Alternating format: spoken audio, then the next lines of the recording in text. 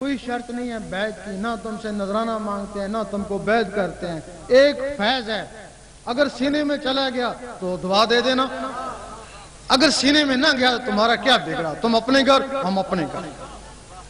بہت سے لوگ ہیں جو کہیں سے بیعت بھی ہوں گے، بیعت اپنی جگہ، فیض اپنی جگہ.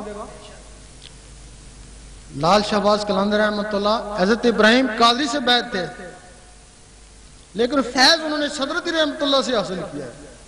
مانا ابراہیم قادری کو مرشد، فیض ان سے حاصل کیا. پوری سیرابی نہ ہوئی، پھر ملتان چلے گئے بہاؤالدین زکریا ملتانی رحمۃ اللہ کے پاس، پھر ان سے فیض حاصل کیا. پھر بھی مکمل سیراب نہ ہوئے، پھر دلی چلے گئے، پھر بو علی قلندر رحمۃ اللہ سے فیض حاصل کیا. فیض چاروں سے حاصل کیا، مرشد وہی تھے، فیض ادھر سے مرشد ہوئے. اور جب سب سے فیض حاصل کیا تو مڑ کے سب کے سردار بن گئے. اس وجہ سے فیض حاصل کرنا، کہیں سے بھی آپ فیض حاصل کر سکتے ہیں. تھوڑا سا فرق یہ ہوتا ہے، جو کسی کاملین سے وابستہ ہوں گے، بہت سے لوگ ہوں گے جو ان کی اولادوں سے وابستہ ہوں گے، گدیوں والے ہوں گے، تو ولایت تو کاملین کے پاس ہوتی ہے، گدیوں میں تو کبھی شاذ و نادر ہوتی ہے. اب ان کو پہچان نہیں ہے کہ ہمارا مرشد پتہ نہیں ناقص ہے یا کامل ہے، کوئی پہچان نہیں ہے. ان کو پہچان ہو جائے گی، اگر تو مرشد کامل ہے ظاہر ہو جائے گا، ناقص ہے آ ہی نہیں سکے گا. جب وہ اس کو عمل اکثیر بولتے ہیں، جب وہ اپنے دل کے اوپر اللہ لکھنے کی کوشش کریں گے،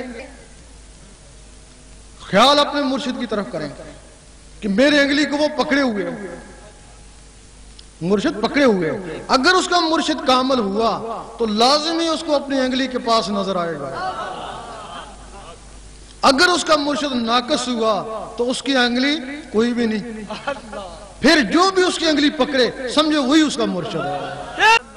اب لوگ بہت سے سوچتے ہیں کہ مرشد پکڑ لیا یہی کافی ہے. نہیں، مرشد پکڑا اللہ کے لیے پکڑا ہے. مرشد کو پانا مقصد نہیں ہے، اللہ کو پانا مقصد ہے. اگر آپ 1000 مرشد پکڑ کے اللہ کو نہیں پہنچ سکتے تو بیکار ہے. اگر ایک بھوکا ننگا آپ کو اللہ سے ملا لیتا ہے وہ 1000 سے بہتر ہے. لوگ سوچتے ہیں کہ یہ بھی اس کا بیٹا ہے، یہ بھی نماز پڑھتا ہے، روزے رکھتا ہے، اس کی بھی داڑھی ہے، یہ بھی شریعت کے سارے کام کرتا ہے، یہی کہتے ہیں نا. نہیں، مرشد کامل میں اور عابد میں زمین آسمان کا فرق ہے. جب کوئی آدمی اللہ کی راہ میں نکلتا ہے، اللہ تعالیٰ اس کے اوپر اپنی تجلی ڈالتا ہے. جو موسیٰ علیہ السلام کے اوپر ڈالی تھی،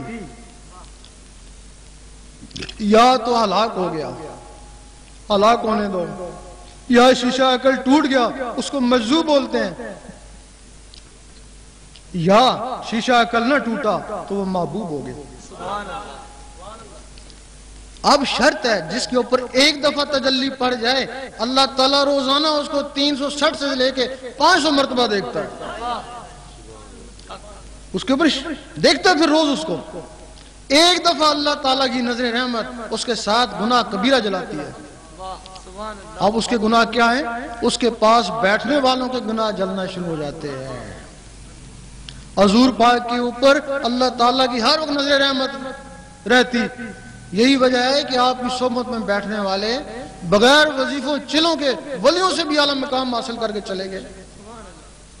اصحاب کہف کے اوپر جب وہ نظر رحمت پڑتی، وہاں کوئی شخص نہیں تھا، صرف ایک کتا تھا، وہ کتا ہی حضرت قطمیر بن گیا.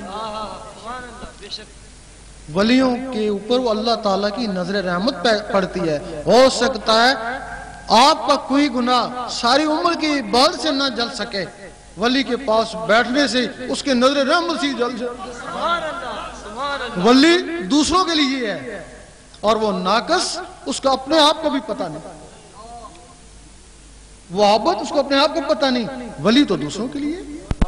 پھر جب ان گدیوں والے کے پاس لوگ جاتے ہیں تو پھر وہ کہتے ہیں ہم کچھ نہیں ہیں، ہم نے تم کو دربار والے کے حوالے کر دیا، اپنے ابا یا دادا کے حوالے کر دیا، ہم کچھ نہیں ہیں، اپنی جان چھڑا لیتے ہیں. لیکن اگر ہم نے درباروں سے فائدہ حاصل کرنا ہے تو پھر ہمارے لیے آقا کا دربار ہی کافی ہے، ہمیں اور درباروں کی کیا ضرورت ہے، حاجت ہی نہیں. تو اس وجہ سے جو شخص ذکر لینا چاہیں آئیں ذکر لیں اپنی قسمت آزمائیں کر لینے والے